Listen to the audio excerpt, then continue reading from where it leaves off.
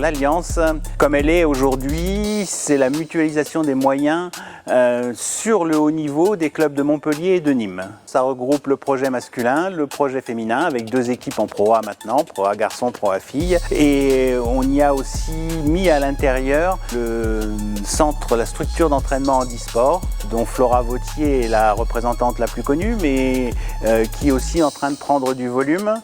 Et le pôle national sud et le centre d'entraînement dit pompeusement européen, mais qui commence à avoir très très belle réputation.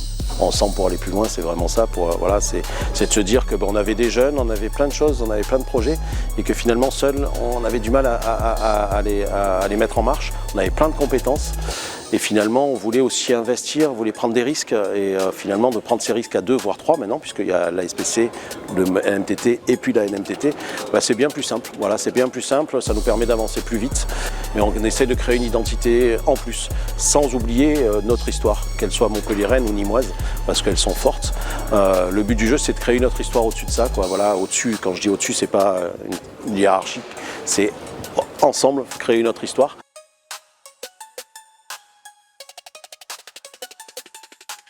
Mais quand même, l'Alliance Montpellier de mon temps, c'était inimaginable. Pour moi, ça a été un peu une révolution. De penser qu'on faisait un mariage. Est-ce que c'était un mariage d'amour, un mariage de raison, avec Nîmes? Mais je vois que ça se passe vraiment très bien. Et je trouve ça bien, je trouve ça chouette, c'est un bon exemple.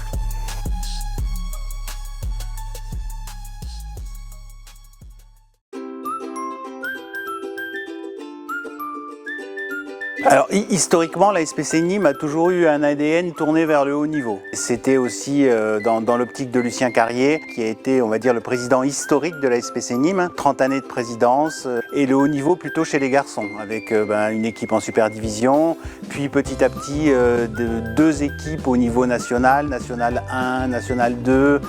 Monter pour avoir des équipes nationales, parce que vous le savez, le nerf de la guerre, même dans ce milieu-là, c'est l'argent. Et pour avoir des subventions, il fallait aussi qu'on se fasse voir, qu'on soit une image sur la ville de Nîmes pour que tout puisse fonctionner avec un minimum de finances. Il y avait Nîmes et il y avait Montpellier. Il y avait quand même une légère, entre guillemets, rivalité. Donc les 2 clubs masculins essayaient d'être à haut niveau. Une année, donc on a réussi à être champion de France de National 1. On s'est renforcé avec Nicolas Châtelain.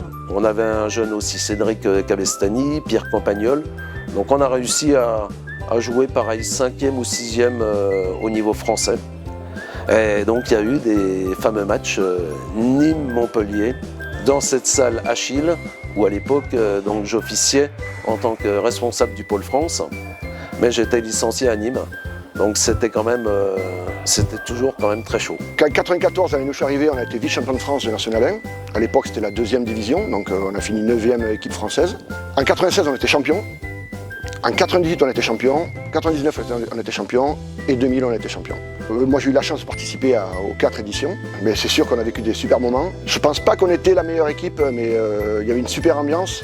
Et l'émulsion entre les anciens comme Parietti, Campagnol, avec les jeunes comme Cabestany, Bouvier, Béron et Châtelain, qui est venu par la Super Div, mais ça a créé quelque chose de fort, quoi. Voilà. On a été 2 équipes à National 1, donc une qui jouait le titre et l'autre qui se maintenait à chaque fois. Donc on avait 12 bons joueurs, entre guillemets, capables de jouer au niveau. Et on avait aussi un entraîneur qui était Guy Rouvière, qui était le papa de Céline et qui a été numéro 1 française, donc qui était aussi très engagé dans le milieu tennis de table. Et lui, c'était un entraîneur très strict et très investi, qu'on lui disait même qu'il pourrait dormir dans la salle.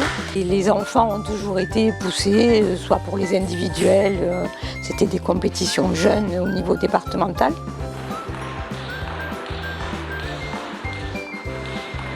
Lucien Carrier a toujours voulu faire ces événements. Alors internationaux au début, on a commencé par des tournois sur invitation qui s'appelaient les Smash d'Or, donc qui étaient aussi managés par Jean-Thierry Lazare, qui travaillait à la Chambre de commerce à l'époque et qui avait un réseau, on va dire, aussi pour nous aider. On a eu Wallner, on a eu des numéros 1 mondiaux, des Chinois aussi qui venaient. Donc ça a été une première vitrine pour le club, ce qui nous a permis après d'enchaîner sur des Coupes du Monde. France 3 vous présente la Coupe du Monde de tennis de table avec Perrier. Et là, on a été aidé à l'époque par Perrier, qui était aussi intéressé par la vitrine chinoise, à l'époque commerciale pour eux. C'était quand même relativement important pour tout le monde, pour le club, pour la municipalité, pour les sponsors. Ça attirait des spectateurs, ça attirait la télé. Il n'y avait pas les réseaux sociaux, mais c'était quand même du grand spectacle.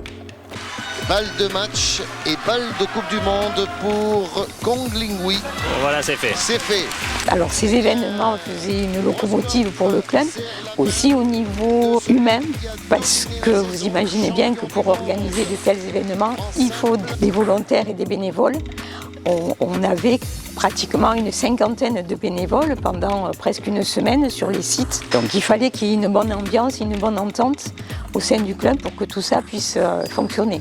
On a enchaîné, pour moi ça a été mes premières grandes organisations en 2007 avec les championnats de France minimes juniors, puis en 2010 les championnats de France seniors, tout ça au Parnasse à Nîmes. Ça a soudé l'équipe, puis il y a un moment où Lucien Carrier a dit ça fait 30 ans j'en ai marre, et moi j'ai passé la tête au mauvais moment et je me suis retrouvé président. L'opportunité de monter un projet féminin est née avec Laurie Paifang, maintenant Laurie Cast, qui s'est rapproché du club, et on s'est dit banco, pourquoi pas monter un projet féminin, et on est parti en National 3. 5 ans après, on était en Pro A et on est resté en Pro A. En général, on se maintenait toujours lors du dernier round, c'est-à-dire que là où on jouait notre tête, on perdait ou on gagnait. On a toujours gagné, on s'est toujours maintenu, mais quel suspense!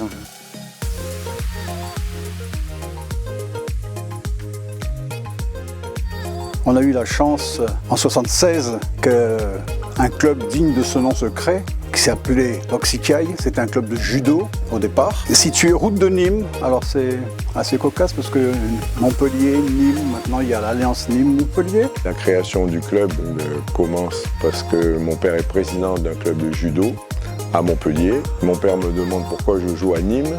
Et je lui réponds que parce qu'il n'y a pas de club à Montpellier. Il me dit on n'a qu'à en faire un. C'est pas si simple, mais on a profité du terrain qui était là. Le club de judo, ça ne les dérangeait pas. On a démarré directement en Régional 2. Une chance extraordinaire. Il y a eu une demande de dérogation à la fédération. La fédération nous a renvoyés vers la Ligue. Et la Ligue a eu l'intelligence de dire que compte tenu du fait qu'on avait recruté des joueurs qui jouaient à Nîmes, des Montpelliérains qui jouent à Nîmes, qui sont revenus à Montpellier, du fait qu'il y avait cette salle, on a une salle donc spécifique. Et nous sommes restés 4 ans là, après c'était trop petit. Puis le club de judo n'avait pas les mêmes ambitions que nous, c'est-à-dire nous on voulait jouer pour gagner des matchs et eux ils voulaient des espaces pour récupérer des sous. On est parti et on s'est associé avec le club du Crest qui était en départemental, mais qui avait là, une grande salle et beaucoup d'organisations, ce qui fait qu'on a récupéré beaucoup de tables et on a pu monter petit à petit avec les organisations. Et on est devenu le Crest District Montpellier tennis de table, donc on était toujours basé au Crest. On a commencé avec moi-même et d'autres joueurs qui avaient mon niveau, mais on avait déjà 20 ans, et on a créé une école, et il y a eu pas mal de jeunes qui ont progressé et qui sont montés. Mais chaque année, nous arrivions à récupérer des nouveaux joueurs, certains qu'on avait formés, mais c'est pas facile. Pour former un club et arriver à ce qu'ils jouent en Super Division, ça n'existe pas trop. Il y en a quelques-uns, mais c'est très rare. On regarde d'où ils viennent jamais du club. Et donc on a surtout profité, quand on est venu à Montpellier, des structures du Creps où beaucoup de jeunes, comme Stéphane Lebrun, venaient s'y entraîner. Donc on passait, on disait tu peux jouer en National 1 ou jouer en Régional, ou pour prendre son cas, lui jouer à Manosque. Quand on lui dit tu vas jouer à N1 dans la ville où tu t'entraînes, dans un plus grand club, il vient. Et après grâce à eux, grâce aux entraîneurs aussi, puisque à part Parietti, il y en a certains qui sont venus nous rejoindre, notamment en féminine, on est monté et puis on a profité de l'aide financière. À l'époque, c'était le district, qui nous donnaient une subvention assez importante, qui nous ont permis de mener à bien les garçons et les filles.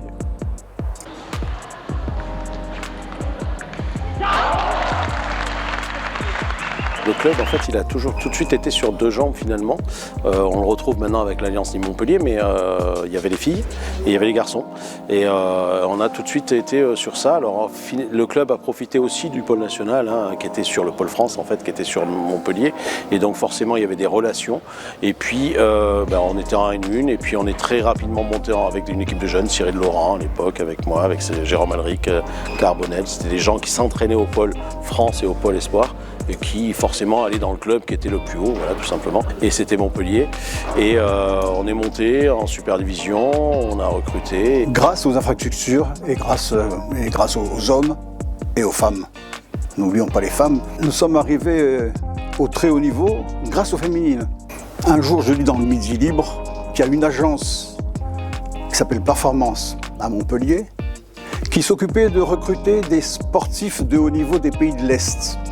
Je leur écris et je leur dis qu'on aimerait bien recruter une championne, on ne savait pas laquelle, des pays de l'Est. Et puis quelques jours après, j'ai la réponse, si vous voulez, on a Daniela Gargalcheva. Championne bulgare, très très haut niveau. Elle est venue en 89. Au bout de cette saison, 89-90, en 90, elle devient championne d'Europe. Alors, la notoriété du club a été décuplée. Des titres, on en a gagné beaucoup. Donc on a gagné en féminine à partir de 93. Donc on a gagné de 93 à 2003 sans discontinuer, en gagnant pratiquement tous nos matchs. On perdait une fois ou deux le Kremlin-Bicêtre, qu'on rebattait au retour ou en finale. Donc on a toujours été. Et 10 titres de championne de France avec le club de Montpellier, c'est extraordinaire. Des émotions, des joueuses incroyables, des dirigeants incroyables, une ambiance de club et une famille. Et vraiment, cet esprit-là, je le retrouve aussi de nos jours. Le club de Montpellier était très professionnel, bien en avance par rapport à d'autres. C'était déjà un centre d'entraînement où on avait déjà plus ou moins quand même des préparateurs. Alors c'était beaucoup moins qu'au jour d'aujourd'hui, préparateur mental, préparateur physique, etc.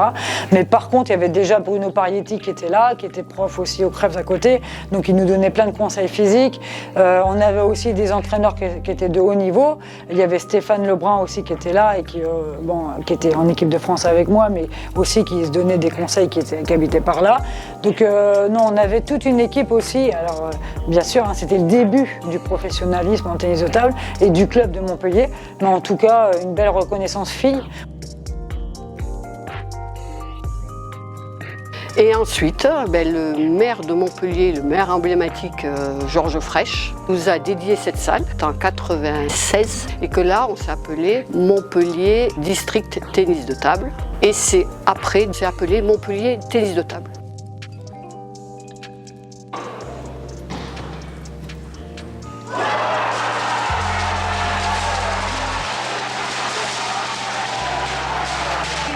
Le Graal, c'est bon, il n'y avait rien de plus beau. Bon, c'est pas la Coupe d'Europe du club champion, mais c'est la Coupe d'Europe Nancy Events qui était très très dure à remporter. Et on a gagné la première fois en 2001 contre un autre club français, l'Élan de Nevers. Stéphane Lebrun a été le premier à brandir ce trophée.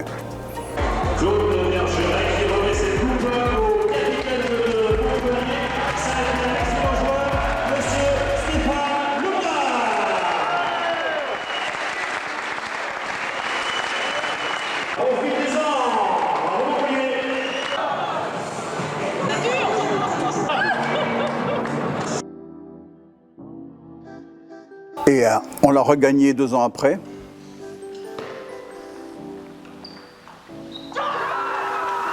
Et puis après, là, c'est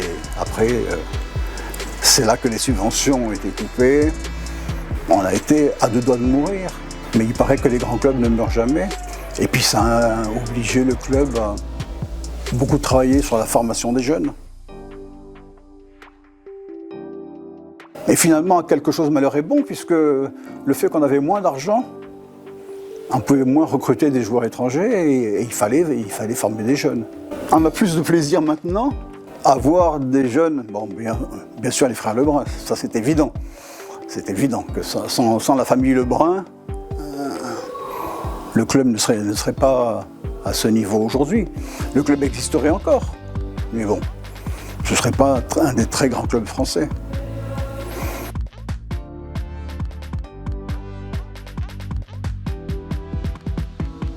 C'est vrai que j'ai pas mal de souvenirs ensuite d'être allé voir les matchs de National quand j'étais petit, en me disant que je voulais rejoindre cette équipe-là. Et puis après, énormément aussi de souvenirs avec le début de l'histoire avec Nîmes aussi, où on a créé l'entente Nîmes-Montpellier avec Florian Maillard, avec Nico Capel aussi et Laurent au début. Puis après, Félix nous a rejoints, Denis, Sohan. Puis l'entente s'est transformée en alliance. Je pense qu'en tant que joueur, pour moi, c'est une des plus belles compètes que j'ai jouées. Les playoffs de National 1, c'est une ambiance de fou avec énormément d'enjeux. Et c'est vrai qu'à ce moment-là, on avait moins l'habitude de compètes à gros enjeux. Et puis c'est tombé juste à la sortie du Covid, donc avec peu de repères sur notre niveau, juste une envie d'aller chercher. On perd en finale malheureusement. Et l'année d'après, envie de se rattraper, envie d'aller chercher cette montée en sachant à quel point c'est dur. Donc, ouais, je pense que c'était 2 moments vraiment forts. Et on a pu monter de National 1 en Pro B et puis maintenant en Pro A. Un super souvenir, c'est quand on a raté la montée pour la Pro B avec le club. Ensuite, l'année d'après, moi j'ai dû partir à Istres pour commencer la Pro B. Ils ont réussi à monter, j'étais là-bas à Bourges pour les encourager. Donc ça, c'était un super souvenir. Et bien sûr, notre montée aussi de Pro B en Pro A avec l'équipe. En fait, ouais, tout ce qu'on vit, en fait, on s'entraîne tous ensemble, donc ouais, c'est juste incroyable de pouvoir vivre ces émotions ensemble avec aussi Vincent qui est là au quotidien maintenant quand on est sur Montpellier, en tout cas avec nous, donc c'est plutôt des souvenirs comme ça qui me parlent. Et voilà, c'est fait. Victoire d'Alexis Lebrun. Voilà, c'est fait. Victoire de Félix Lebrun. L'Alliance Nîmes-Montpellier qui devient champion de France de Pro B sur un score de 3-1 à domicile après s'être imposé à l'extérieur 3-0. On retrouvera l'Alliance l'an prochain en Pro A.